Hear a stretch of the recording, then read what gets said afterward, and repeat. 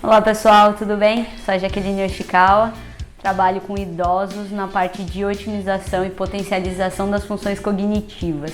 Já vou explicar tudo isso para vocês.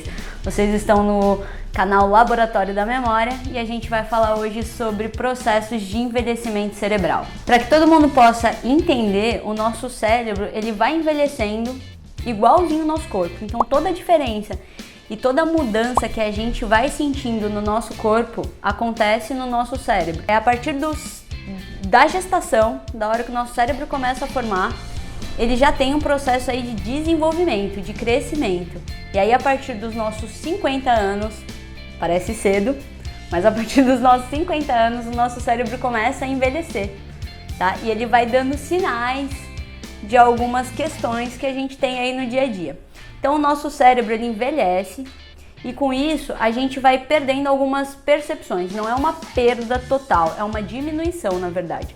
Então se a gente for parar para conceituar o que começa a acontecer. Alguns esquecimentos eles começam a ser um pouco mais frequentes. Então a gente começa a esquecer onde colocou os objetos com uma frequência um pouco maior. Então para quem já é um pouco mais distraído, antes dos 50, depois dos 50 a tendência é aumentar um pouquinho mais.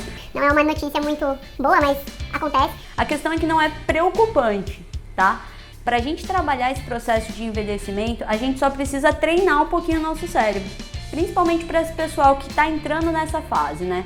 Para quem está entrando nos 50 anos. Então a gente consegue, sim, através de atividades, otimizar o nosso cérebro.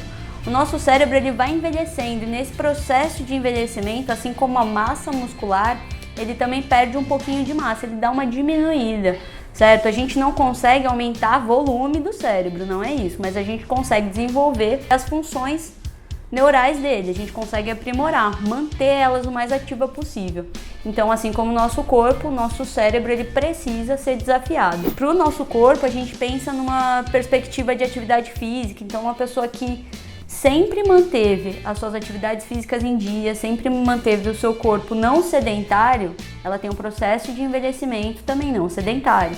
Para o nosso cérebro, aquela pessoa que conseguiu utilizar o maior número de funções cognitivas, o maior número de funções cerebrais, ela vai envelhecer com um processo muito menor de esquecimento, de alterações de atenção, de concentração e até mesmo de memória.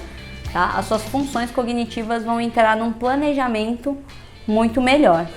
Então, todo esse processo, existe o processo de envelhecimento natural e o patológico, que a gente vai estar conversando um pouquinho melhor depois. A princípio, o que a gente precisa entender sobre envelhecimento do cérebro é que ele perde um pouquinho de massa e as funções, as ligações, as sinapses, elas vão se dispersando.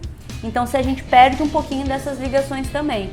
Então elas acabam alterando no nosso dia a dia, porque a gente começa, principalmente depois dos 50, a gente começa a ter uma percepção do dia e repetir esse dia vira uma rotina muito instalada e a gente deixa de organizar e de promover para o nosso cérebro as atividades que são importantes, certo? Então acompanha aqui a gente no canal e a gente vai falar um pouquinho mais sobre isso nos outros vídeos, um pouquinho sobre a diferença de patológico, do que é normal, entender um pouquinho melhor sobre como a gente pode fazer para melhorar as funções cognitivas de vocês. Compartilhe aí com os amigos, mantenha as informações compartilhadas, é importante todo mundo entender o que está acontecendo, é importante a gente estar consciente daquilo que acontece com a gente. Então, compartilhe o vídeo, mandem sugestões, dúvidas sobre o que vocês gostariam de ouvir e se inscreve no canal Laboratório da Memória.